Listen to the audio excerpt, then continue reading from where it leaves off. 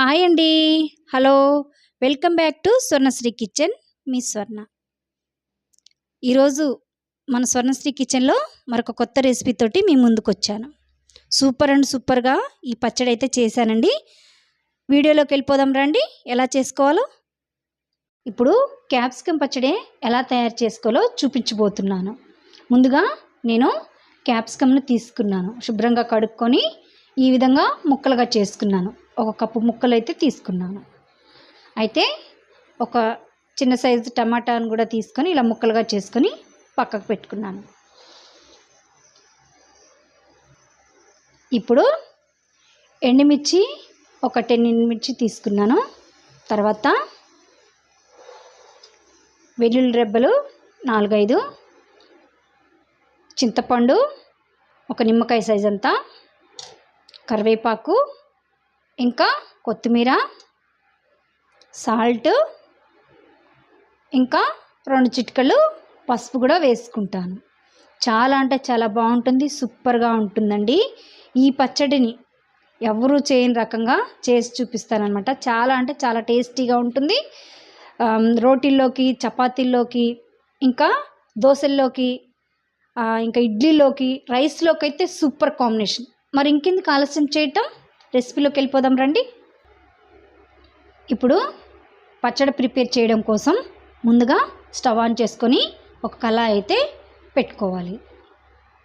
2 spoons oil అయితే వేసుకోవాలి. ఇప్పుడు ఎండుమిర్చిని కూడా వేసుకొని దోరగా వేయించుకోవాలి. అయితే మీ కారానికి తగ్గట్టుగా మీరు ఎంత స్పైసీ తింటారో దానికి తగ్గట్టుగా మీరు వేసుకోండి. 2-3 నిమిషాలు ఇలా వేయించుకున్న తర్వాత ఈ విధంగా అయితే వచ్చాయి. ఇప్పుడు నేను మిక్సీలోకి అయితే డైరెక్ట్గా తీసేసుకుంటున్నాను. ఇదిగోండి, ఇలా అయితే తీసేసుకొని పక్కకు పెట్టేసుకోవాలి. మళ్ళీ ఇదే కళాయిలో 1 స్పూన్ అంతా, అంటే కళాయిలో వేయించుకున్నప్పుడు కొంచెం స్పూన్ ఆయిల్ మిగులుతుంది కదండి, కొంచెం అంతా మళ్ళీ 1 స్పూన్ అంత ఆయిల్ వేసుకుంటే మనకి క్యాప్సికమ్ వేయించుకోవటానికి వీలుగా ఉంటుందన్నమాట. ఇప్పుడు ఒక 1/2 స్పూన్ జీలకర్ర వేసుకోవాలి. ముందుగా కట్ చేసుకున్న క్యాప్సికమ్ ముక్కలను కూడా వేసుకోవాలి. 1 నిమిషం పాటు ఇలా కలుపుకొని 1 నిమిషం పాటు మూత వేసుకొని వీటిని ఫ్రై చేసుకోవాలి. 1 నిమిషం పాటు అయినాక క్యాప్సికము ముందుగా కట్ చేసుకున్న టమాటా ముక్కలను కూడా వేసుకోవాలి. ఇవి మంచిగా మగ్గటం కోసం, క్యాప్సికమ్ ముక్కలు, టమాటా ముక్కలు మగ్గటం కోసం ఒక 1/2 స్పూన్ సాల్ట్ వేసుకోవాలి. తర్వాత ఒక 2 చిటికలు పసుపు కూడా వేసుకోవాలి. చింతపండు కూడా వేసుకోవాలి. వేసుకొని వీటిని మంచిగా కలుపుకోవాలండి. ఈ విధంగా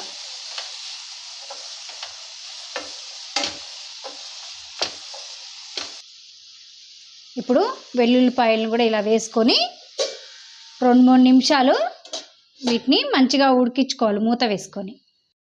చూద్దామండి. 2-3 నిమిషాలు అయిన తర్వాత ఇలా అయితే పర్ఫెక్ట్గా మనకు ఉడికిపోయింది. ఇంకా మనకి తెలియాలంటే ఈ గరిటెతోటి ఈ విధంగా తుంపేసుకుంటే మన క్యాప్సికమ్ ఈజీగా తునిగిపోతుంది. అప్పుడు మనకి ఉడికిపోయినట్టు లెక్క. ఇప్పుడు స్టవ్ ఆఫ్ చేసేసుకొని చల్లారి పెట్టుకోవాలి. అవి చల్లారే లోపల ముందుగా ఫ్రై చేసుకొని పెట్టుకునే ఎండుమిర్చి ఉన్నాయి కదండి, వీటిని కొంచెం సాల్ట్ వేసుకొని మిక్సీ పట్టేసుకొని వస్తాను. ఇలా బరకగా మిక్సీ పట్టుకున్న తర్వాత మనం ముందుగా మళ్ళీ వేయించి పెట్టుకున్న ఈ క్యాప్సికమ్ ఉన్నాయి కదండి, చల్లారినాక వీటిని వేసుకోవాలి. ఇలా మంచిగా మెత్తగా గ్రైండ్ చేసుకొని వస్తాను. చూస్తున్నారు కదా, ఇలా మెత్తగా గ్రైండ్ చేసుకోవాలి. గ్రైండ్ చేసుకున్న దాన్ని ఒక గిన్నెలోకి అయితే తీసేసుకోవాలి. సూపర్ అంటే సూపర్ టేస్టీగా ఉందండి. చాలా అంటే చాలా బాగుంది.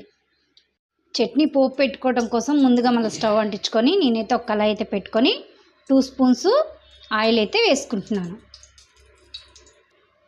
1/2 స్పూన్ ఆవాలు వేయాలి. శనగపప్పు, మినప్పప్పు 1 స్పూను, 1/2 స్పూన్ జీలకర్ర, ఇంకా వెల్లుల్లి రెబ్బలు మంచిగా వేగనివ్వాలి. ఇట్లా గరిటెతో కలుపుకోవాలి. 1 రెబ్బ కరివేపాకు అండి. ఇలా మంచిగా వేగింది. కరివేపాకు వేసుకుంటేనేనండి సూపర్ అంటే సూపర్ ఫ్లేవర్ అయితే వస్తుందన్నమాట మన చట్నీకి. అయితే మీరు ఎండుమిర్చి వేయలేదనుకుంటారు. నాకు మంచి పర్ఫెక్ట్ అయితే కారం అయితే సరిపోయింది. ఒకవేళ మీరు నూరుకునే ఈ పచ్చడికి ఎండుమిర్చి సరిపోకపోతే మీరు యాడ్ చేసుకోండి. చట్నీని అయితే నేను ఒక బౌల్లో తీసుకున్నాను. తాలింపు పెట్టుకున్న దాన్ని ఈ చట్నీలో వేసుకుంటున్నానండి.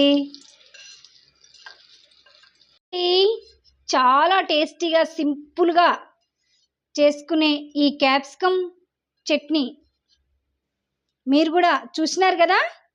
చూసినట్లయితే ప్లీజ్ అండి వీడియో పూర్తిగా చూడండి.